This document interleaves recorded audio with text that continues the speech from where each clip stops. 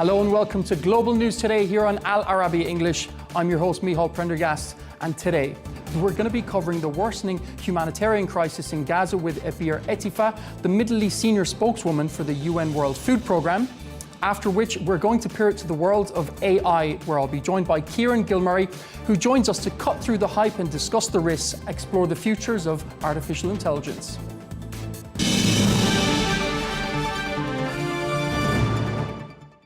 Gaza is on the brink of a full-time famine, and that's the latest warning from the United Nations. According to the health ministry there, at least 154 people have died from starvation since the war began, and at least 87 of them were children. Thanks so much for your time, Abeer. I'd like to start off with a very simple question. Why isn't aid reaching Gaza? Well, aid is actually getting through into Gaza. Since Sunday and the announcement of this tactical ceasefire, the World Food Programme has been able to move supplies, but it's approximately half of the requested aid and assistance into Gaza. The trucks that left the border crossing points and went into Gaza were offloaded by desperate communities before reaching the destination, and there is an ongoing casualty incidents because of the live fire directed at the crowds awaiting these trucks. So aid is reaching Gaza, but it is chaotic. It is it's not in a way that we would like because of the difficult challenges that we're facing on the ground. There has been slight improvement in the number of trucks entering Gaza recently, but still it is a fraction of what's needed. And as long as we continue not to meet the food needs of all people in Gaza, we will continue to face huge problems in organizing distributions, in convincing people that they need to be patient until the food gets to them, and reassuring everyone that they will have, and especially hungry people, that they will have their hands on food supplies. And before Israel's airdrops, obviously, they're the ones who are controlling aid into Gaza. How much aid is being given on a daily basis? As you said, it's 50% at the moment. You have millions of people there. What steps are being taken at the highest level to ensure a continuum of aid into Gaza to stop this humanitarian crisis? Well, if we're talking here about airdrops, the World Food Programme is actually using convoys and trucks to get by land to get aid into Gaza. You know, airdrops, while they are well-intentioned, airdrops are not really the solution to the deepening hunger crisis in Gaza. It's very densely populated, so there's always risks and danger to the population. And there's active fighting, there's evacuation orders, and it will be impossible to deliver at scale if you're using airdrops. They are also 7 times more expensive than just the use of convoys. So we're still advocating that the best way to reach people in Gaza at scale is by utilizing border crossing points and by pushing aid on convoys and trucks overland. Now, we've managed to get supplies from the Egyptian border, but still the issue is that we only have 2 border crossing points. That's basically Karam, Abu Salim, Karam Shalom, as well as Zikim in the north. And this is not enough. And also the biggest problem is once we get the food aids and the trucks and the convoys from the border crossing points to move inside Gaza, this is where the big challenges are, which is security, active shooting, crowd control, the use of single routes that we know will not work, and of course the bureaucratic impediments and security clearances and holding up, the humanitarian teams at checkpoints for long hours, which makes the risks higher for these convoys to get to their final destination, which are the warehouses. It seems plainly evident that this is a man-made crisis. Israel are controlling the border. Is there any justifiable reason why Israel are allowing this to happen? Well, it's a question that's difficult to answer. The conclusion that we have is that we are, that close to a catastrophic food security situation in Gaza. We've already yesterday launched this report about the deepening hunger crisis in Gaza, which shows that two of the criteria for the declaration of famine has been actually met or has happened inside Gaza. Unfortunately, when you declare a famine, it means that people have died and children have died. And this is why, with the numbers, we declare that there is a state of famine in this certain location. We're already very, very close to this declaration. So it is incredibly difficult. And, unless we have a major shift on the ground in terms of the delivery of aid, we're going to continue to see, more desperation and more hunger in Gaza. I heard you mention as well Karim Shalom. That's one of the main crossing points. We've seen a lot of shootings there. Is that still going on right now? Well, I think that in the last couple of days, there's slight improvement, but we just need more so that we're able to push supplies into Gaza. We've got, as I mentioned, the challenges that we have is that with the limited access, we only have 2 crossing points that are operation at the moment, and the roads, the usable roads that we can, put our convoys on are restricted. There are the bureaucratic impediments, clearance, approvals, the security concerns, which is basically the presence of the IDF near the humanitarian convoys and distribution points, along with, with the active shooting that happens. That all jeopardizes the safety of civilians as well as of aid workers. And finally, I think one of the other huge risks is the desperation, the intense fear of starvation, the hunger. All of this mean that trucks are frequently offloaded by the hungry crowds before reaching WFP distribution points. What we want to do is to get to these warehouses and organize distribution points where every child, woman, and man have the ability to get aid and to get food assistance with dignity and in an organized manner that does not put people's lives at risk. And is Israel using starvation as a weapon of war? It's a question for human rights and for lawyers. For us as humanitarians, what we know is that we're very close to a declaration of famine. It's extremely difficult.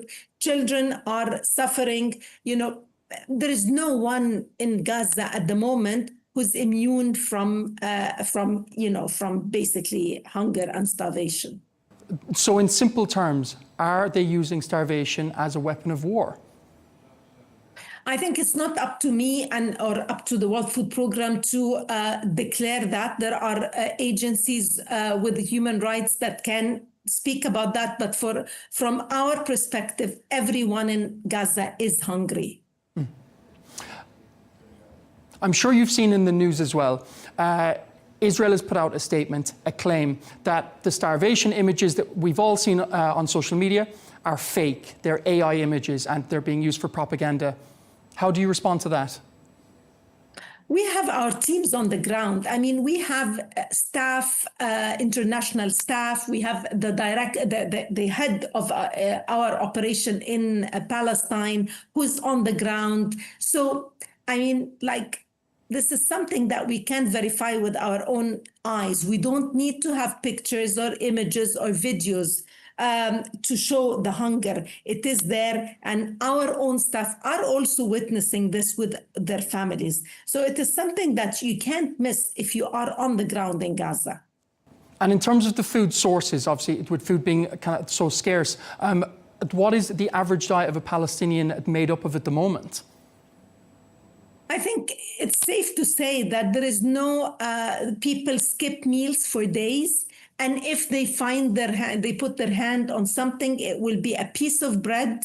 So, it's a question that's easy to answer. There's no diversity of food supplies in Gaza so that I can describe to you what people are eating. They're eating nothing for days and days. And if they succeed to get something, maybe a bag of wheat flour, it will be bread. And this is going to have a lot of long-standing effects, especially on children and adolescents who need a balanced diet. They need vitamins and they need minerals. How is the UN going to kind of fix this in the future? Are they going to have a special program to make sure that these children are well nourished going forward? And is there any sort of issues that they can expect in their future? We just need to get past this stage, which is very critical because people are dying. Starvation leads to irreversible consequences. We need a ceasefire. Once we have a ceasefire, we can look at the long term and how we can, deal with a population that has starved for more than 2 years. And just finally, Abeer, what impact would recognizing Palestinian statehood have on Gaza's crisis at the moment? We've seen in the news that the UK said if it doesn't improve situations there, it will recognize Palestine. Well, that's a question for politicians. For us humanitarians, we have one task, which is to make sure that the most vulnerable, the hungriest, are fed. Anything that leads to unimproved conditions on the ground, of course, we value that. But this is a political question that I'm unable to provide a response to. We are on the ground right now, pushing hard to deliver food assistance to people who are hungry.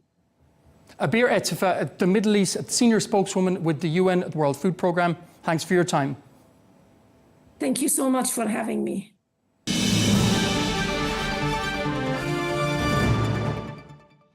Kieran Gilmurray, three-time author, multiple AI award winner and AI consultant. He'll help us cut through the hype, explore AI's risks. Is AI our biggest opportunity or our greatest challenge?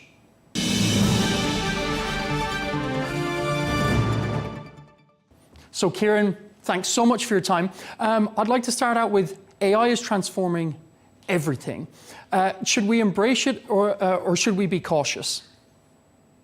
I think it's a mixture of both, to be absolutely honest. There's no running away from this because the amount of money that's going into it for work, for leisure, for military purposes and everything else, there's too much. It's too compelling, and the benefits that you get are extraordinary. And lots of companies are getting those already, as are lots of us, using it for fun or for home productivity, as it were.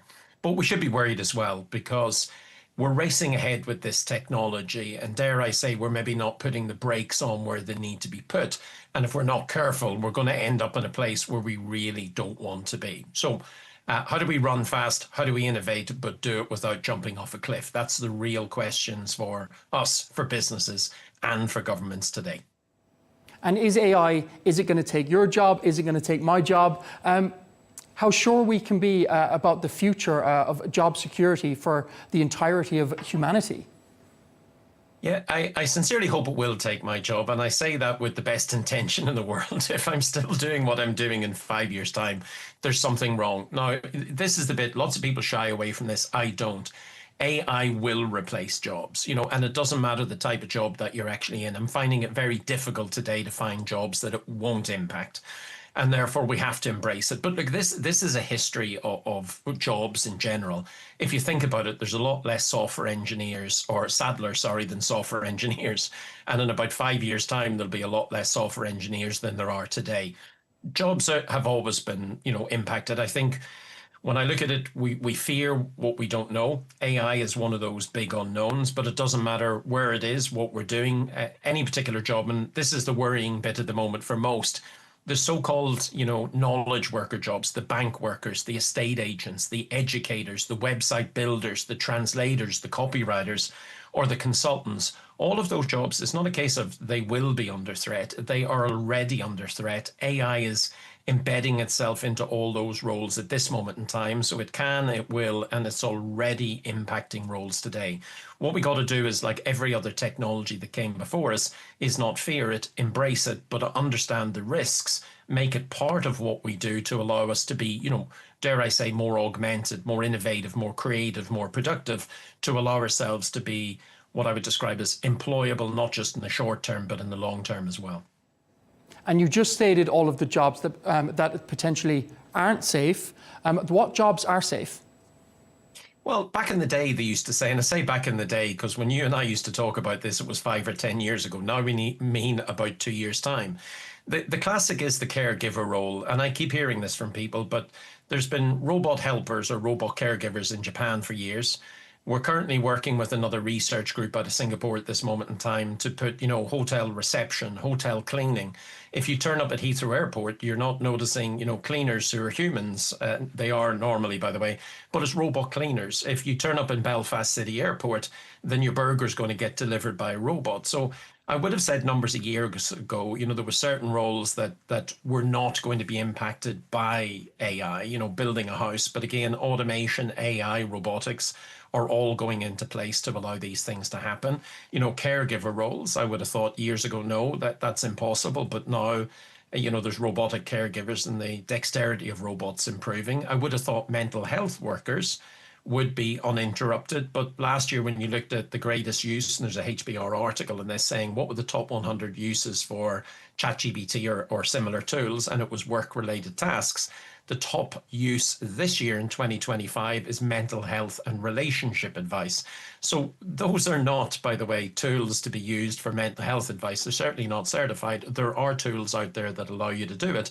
So today, Micheál, I'm really struggling to point to jobs that won't be impacted in some shape, form or other, which is either very troubling if you're going to be impacted by this and you're not ready, or very exciting if you embrace this technology to allow you to create more, do more, achieve more, and free yourself up to do the fun things in life.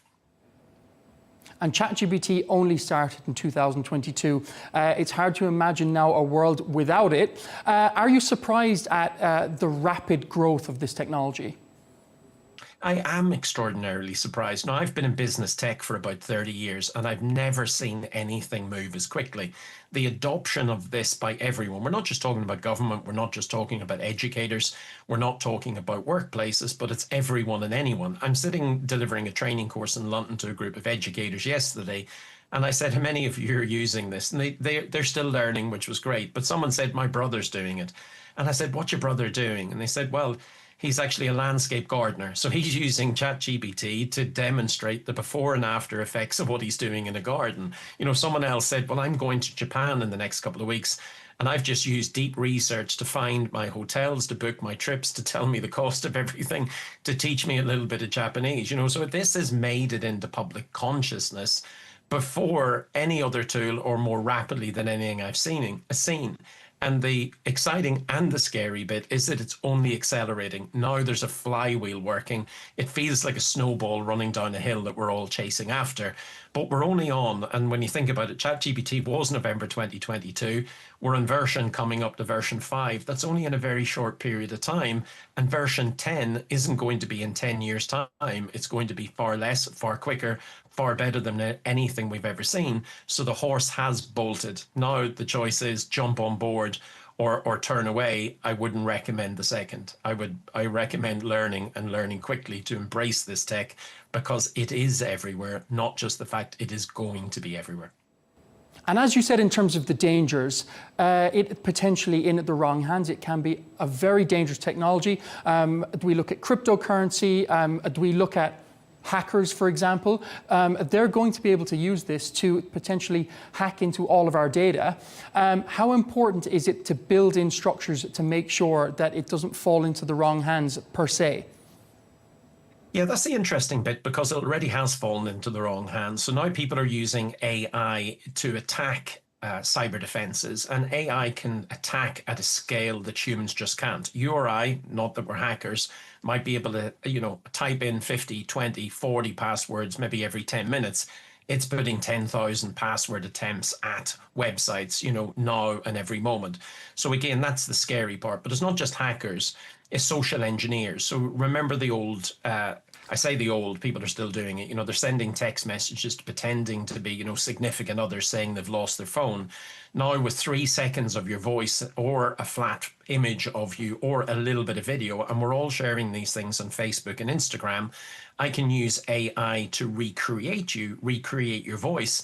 And at scale, I can start to send messages to your phone or your significant other, telling them that you've lost your phone. It sounds like you sound distressed, but I can put words in your mouth and I can now take money. There has been examples of companies, now naughty companies as it were, creating Zoom calls where they faked the board, brought in the CFO. They had what looked like, in every sense of the word, a real meeting. Obviously, it's a virtual meeting. They invited in the CFO and said, okay, we're buying the company, transfer $25 million.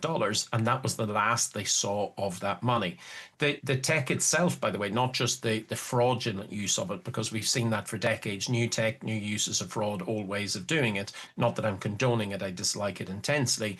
But now we're starting to see, extreme cases at volume because this is digital and very scalable. But the tech itself, you do have to be careful about because it does something called hallucinate. It's only a prediction engine, a powerful and wonderful engine, but it makes stuff up. And I've seen lawyers go to court arguing legal precedent, having used ChatGPT and other tools to seek advice and do the research. It's created what looks like plausible use cases or plausible legal precedent, but it's not. So we as people, never mind hackers, still have to check all of this technology and be extremely careful with what it's actually producing at this stage. And in terms of regulation, for example, it could be regulated in America, but they won't have the same regulations in China. How does humanity try to make sense or to try and have a cohesive regulation body on AI? Yeah, I think this is part of the problem. I think every country is starting to see this tool and every company as something that can generate, huge and tremendous competitive advantage or military advantage. So there's an old phrase, America innovates, China duplicates, and the rest of Europe regulates, and it's not a million miles away from the truth in some regards. There's about 193 bits of legislation that I seen when it came to AI the last time. None of them the same. So I feel tremendously sorry for companies, and we're all global citizens these days and all global companies. Everybody's trying to put something together. Some are putting more regulation in place, like the EU, than others. For example, like the US, some are arguing that regulation is required before the genie gets out of the box. I would argue the genie's already escaped. Some are arguing that we need lightweight legislation to allow innovation to flourish. But what you're noticing is too many voices, too many mixes. What I would like to see is some common standards, because that's how the internet made itself so successful. Rather than everyone doing their own thing, there was a set of common standards that allowed it to flourish with protection in place. So if we could come up with legislation that protected the rights of companies to innovate, whilst cautiously protecting the rights of individuals like you and I, whilst combining that with governments, encouraging their citizens to learn more about this technology, not only to use it, but to learn more about the shortfalls and the risks and learn what hackers are doing and learn about hallucinations and where the technology can go wrong. I think if we did something and everything in that regard, I think we'd be in a much better place than we are today, because I'm seeing real risks and real harm happening and companies rushing forward, not knowing quite what they're doing or where they're putting their data. And that's going to lead us into a very scary and maybe not so nice space. We still have time, but we really need to rush to catch up with this technology. And in terms of image generation, we've seen a lot of news, even today at the moment. The Israelis have accused people in Gaza of using AI images as a form of propaganda. Obviously, we don't believe that, but it's an interesting use case kind of going forward, as well as deep fakes for crimes. What are the methods going forward that governments, as well as free individuals, are going to be able to use to prove that they didn't attend a certain event or they didn't commit a crime? Is it something that has to be embedded into the video or into the technology itself? Yeah, it's a really interesting question because, when we look at what was paper money, we embedded all sorts of security controls and people still managed to fake the notes. The naughty people are going to do or get around the fakeness, that they'll not put any thread in place that will demonstrate that we're about to rip you off. Now, this is the oddity. It's new technology or reasonably new. Remember, AI, the term itself, was invented in 1956. So technically, AI is an 85-year-old overnight success story, Gen AI being the latest version. Governments have used propaganda for years. Go back to the World Wars when, there was parts of government put up to mislead, the enemy to convince the public to do something. Now you're starting to see this at scale. We're talking about governments using, images, fakery, video. This has been happening for the last, 10 years, 20 years and beyond. People themselves, you take a quick, canter down Instagram, X or LinkedIn, and you will see fake content all the time. The scary bit, and this truly is the scary bit, is that you can't tell real from fake.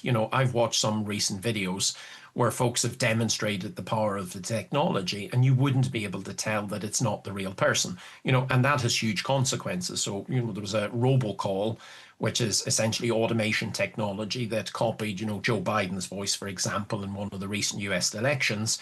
And there was 20,000 phone calls made. Says, don't worry, Uncle, Joe has got this. We don't need you to vote. And I've seen that repeated across the world, Bangladesh, other countries. It sounds like the person. Now we're seeing video that looks like the person. 3D video, not flat file. Now the technology allows me to take a flat picture, turn that into a 3D image and get you to say anything. So this is something that's very hard to regulate. This is something that's very hard to prove. What would I recommend people do? Well, if I'm in business, rather than being invited into a meeting, been asked to transfer $25 million, I might put, protocols in place that says 2 of the executive team need to be physically in a building. That's increasingly difficult when we work in a distributed digital world. But what about a code word?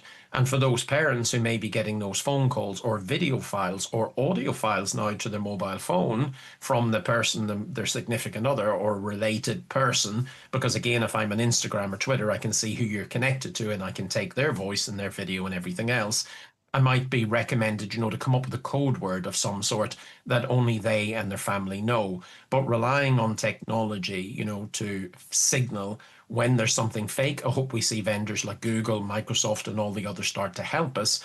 But I suspect that is not primary. I suspect we're not going to see a lot of that. And I really suspect that those who are up to nefarious purposes are going to fake this better than probably the regulators can, or the regulators are going to be running to try and catch up, because to date they've proven to be behind, because those who seek profit by harming others are willing to invest huge sums of money in this technology, because what they're getting out of it, unfortunately, is huge sums of money from me, you, banks, and everyone else. So there's work to be done, and I'm not sure we're going to see that filtering through anytime soon, which is really the scary part. And just lastly, the difference between AI and AGI, which is artificial general intelligence, in your words, or I suppose in layman's terms, for someone like myself, what's your take on that? Yeah, it's an interesting debate because we see AI in everything that we do. So, for example, if you buy something on Amazon, it's got a recommendation engine in the background that's looking for buying patterns or signals that you have given it. Thumbs up, thumbs down, the things that you have bought. And then what it's using is AI to crunch a lot of data to look at what other people have bought who have bought similar things to you. And then it recommends those to you. Netflix do the same thing for movies. AGI is the latest, what you might call trend, or the latest aim for the large tech companies. And AGI is a company's running to try and recreate every facet of humankind. And what they're trying to do is create AI that is not only as intelligent as humans, but actually more intelligent. And when we talk about intelligent, we're talking about looking, seeing, judging, working things out, been given an instruction, and the AI goes off and does it itself. Now, it's theoretically possible. If you think of any of the experts in the world who are giving you the timelines to do this, and we have to be careful because we always overestimate AI's ability in the short run, or any tech in the short run. We always underestimate its ability in the long run. The latest figures are, well, maybe by 2030, we'll get AI that is more intelligent than us.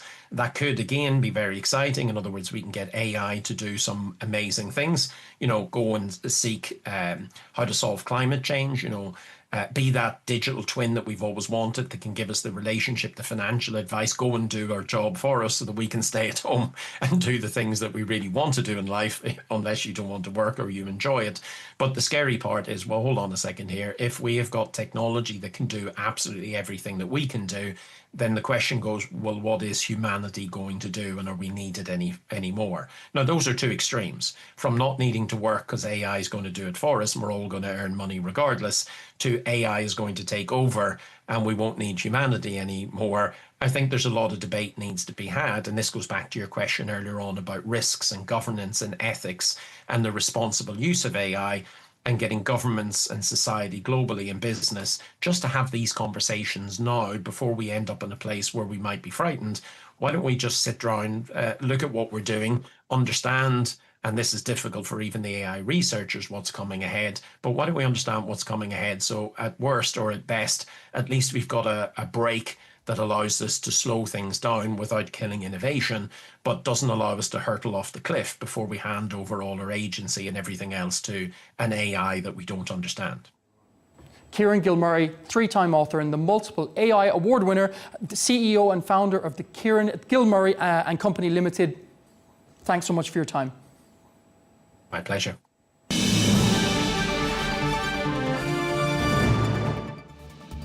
That's all we have time for on Global News today. Thanks so much for watching, and be sure to join us tomorrow for more exclusive interviews. Until then, goodbye.